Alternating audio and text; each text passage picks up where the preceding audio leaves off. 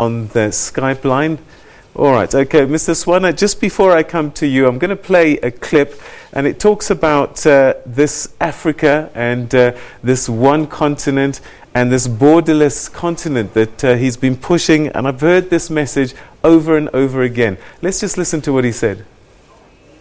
This continent of Africa must be one. I hear you saying, he says, the borders must be open. The borders must be opened. Because borders are opened for white people. When there is a white person from Mozambique who can't even speak English, you welcome them. When there is a brother from Mozambique into Nelspruit, you call them names. Yet you don't call white people names. There is no Mozambique here. There is no Swaziland here. There is no Lesotho here. There is no Botswana here. Zambia or Namibia. There is no Zimbabwe. There is Africa, the continent of our ancestors. We were divided. We were divided by the colonizers. What type of a student activist are you? What type of a ground force are you? You say, I don't want colonialism. We want decolonization. Yet you are supporting colonial borders in Africa. We don't want anything that looks like colonialism. We want to be one thing with our sisters in Tanzania, in Nigeria, in Egypt, in DRC, in Sudan, in South Sudan, everywhere else in Africa. We don't want passport, we don't want visa, we must move free of charge. Some fool is going to say, but these Nigerians are committing crime. Fine. If Nigerians are committing crime, a lot of them are in. All right, so that was the Commander-in-Chief of the Economic Freedom Fighters, Julius Malemas, speaking very powerfully, as he's done before, on this concept of one Africa, one continent, one people. Mr. Swana, and it's a beautiful ideal, but one I think a lot of people might find difficult to embrace. How does he negotiate with people who think borders are important? Thank you very much, Peter.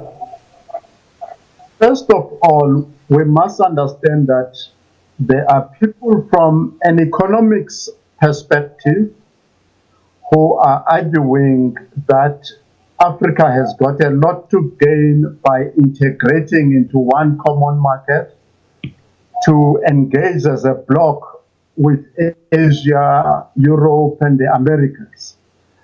That idea, Malema, is also catching on politically. The EFF has not hidden the fact that they claim the legacy of Robert Sobukwe. They go back to the legacy of Kwame Nkrumah of Ghana. Those two leaders were the proponents of this idea. And by and large, what Malema is saying is that the current leaders of the ANC, SWAPO, ZANU-PF, and so on, have lost the plot today of what the struggle in the 1950s, 1940s, and earlier on was about. So today, if he was speaking to economists, his argument would carry water. Maybe there would be differences about the details and modalities of implementation. But the idea of the integration of Africa is going to win the day eventually. All right.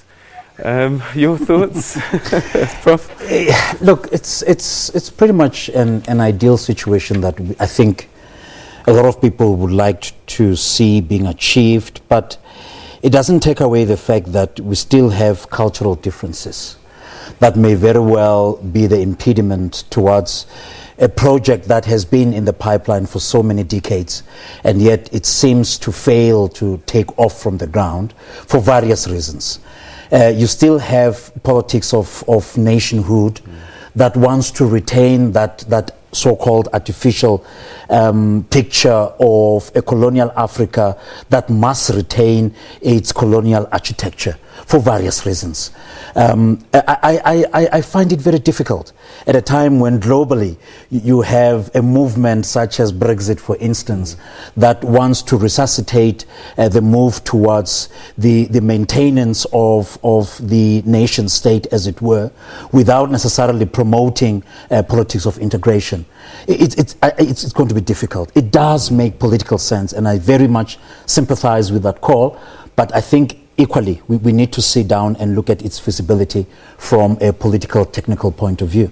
All right. Let me go to Durban now. Dr. Majola, we'll stick on this issue of nationhood, because he talked about white people crossing the borders and they're allowed to come through without being asked too many questions, whereas black people, they have it much harder. And even through his speech, the black-white story keeps coming up. And to a degree that I think a lot of white people still believe that he's a racist. How does he manage this message? Yes, I agree with him that we need to respect our brothers and sisters from other countries. We've just seen and witnessed the Africa Free Trade Area being signed by our President Cyril Ramaphosa and many other presidents and leaders in Africa. So indeed, the free trade area must be promoted, must be realized, and must be implemented. However, people must be documented. South Africans must be documented, and people who are coming from other countries, for whatever reasons, entering South Africa, must also be documented. And of course, people must not be ill-treated. And I agree with him that you must not treat black people badly, and white people coming from other countries, you don't treat them badly. So I agree with him quite frankly, and we must respect people who are coming from other areas. They come here for different reasons, but the key word and the key things that everyone who comes to South Africa and who are in South Africa must be documented.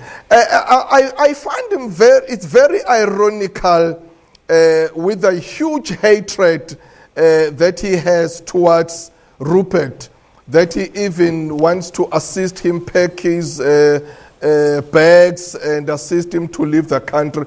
But what about his friend Adrian Mazzotti? Because he's still, associated with people like Mazzotti, so he must be consistent when he hates what you call capitalist, and when he hates, or rather, white people and imperialists.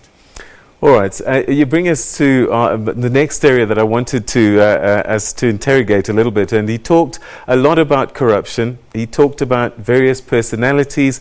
Let's just listen again to what he had to say about corruption.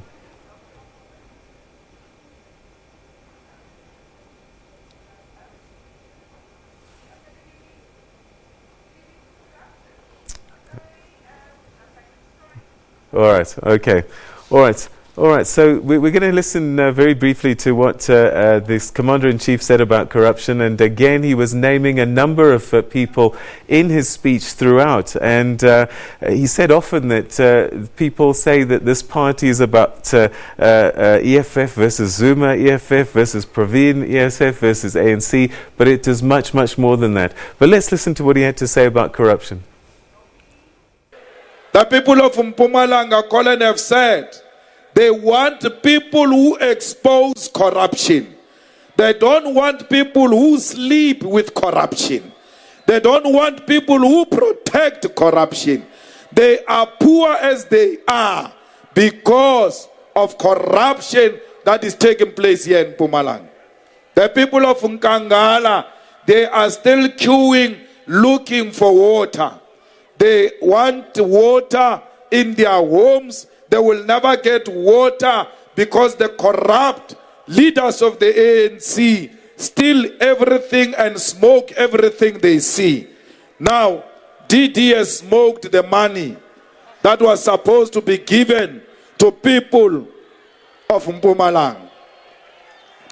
Comrades, how can you be proud to run a province out of 21 municipalities? You only have one municipality with a clean audit. If you don't know how corruption looks like, go and check the Auditor General. All right, so that says the Commander-in-Chief again, once again of the EFF talking about corruption. Mr. Swana, as we start to wrap things up, it is hard not to notice that, yes, a lot of the actions of the EFF over time have been to get rid of Jacob Zuma, now to get rid of Pravin. He was at pains to say that's not all we were about. We're not afraid to fight these people, but it is difficult to escape it, I guess. Yeah, thank you very much. I think, prior to this interview, I also listened to his previous videos, and he made it a point at a very early stage of the formation of the EFF that the EFF is about fighting corruption. Now, corruption is not a faceless crime. The people who are controlling power and resources, as we can see in the Zondo Commission, their names come up, they stand in front of Zondo and they talk about corruption, they are questioned about corruption. So we cannot say when the people who may be the ones implicated in corruption are the ones who are being chased by the chasers of corruption, that then the issue is personal. It is not personal, it is general. I think in Africa as a whole, we do need parties and leaders who are clear and unequivocal and uncompromising on the topic of corruption. Whether Malema will sustain this over the next 30 years, 50 years or so is another matter. But in South Africa even, we do need a party that is strongly supported by black people that is anti-corruption. All right. Thanks very much indeed to Mr. Swana. We're going to leave it there with you and continue to wrap up this conversation. But let me start in Durban. And just your final thoughts, Dr.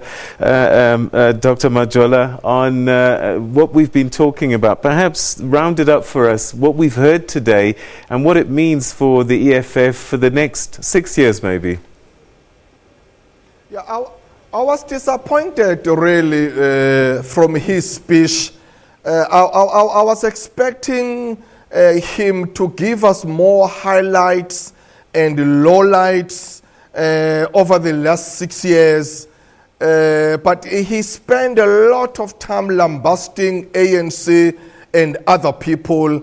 I thought he would spend more time introspecting and even celebrating their successes and their failures.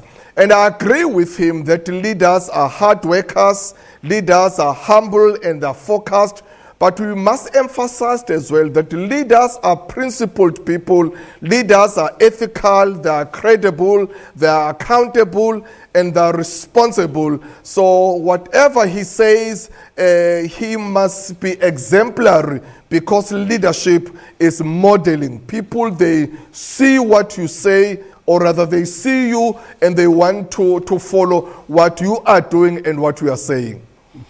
Thank you very much indeed, Dr. Majola, who is joining us there from our studios in Durban. And a final word now from Professor Hanyane. So the next 5 years, next 6 years, he always starts most of the times with the issue of land. And in many respects, people see the EFF as the land party. And this is their overarching desire to get the land back. In 5 years' time, how much will they have been able to do? And is it something that they can deliver, or is it something they'll continue to talk about? Look, Peter, when it comes to the issue of land, I think the EFF's role will pretty much be on the side of being a pressure group. We now know that this issue is in the hands of Parliament, and I believe the committee in charge of this issue will give us a full report as to the way forward, and I suspect further engagements and discussions around this issue will have to take place. So that is in the hands of Parliament. And again, the ANC might want to have a say on this issue. It might not be an EFF issue all the way through, let alone the posture that has been taken by the DA, which does not necessarily advance the land politics as presented by the EFF in saying, let there be expropriation, but without compensation. So the technicalities around this issue would have to be debated further. And let's not forget, living in a democratic space, you would also have pressure groups such as the Freedom Front Plus, who might feel aggrieved about a particular outcome and might want to take this matter forward, be it to the Constitutional Court. So it's a long process. However, it does not preclude the fact that the EFF might want to use this for political mileage and perhaps in the end demand to claim victory out of it. And the party will continue to grow, or is it soon getting to a peak?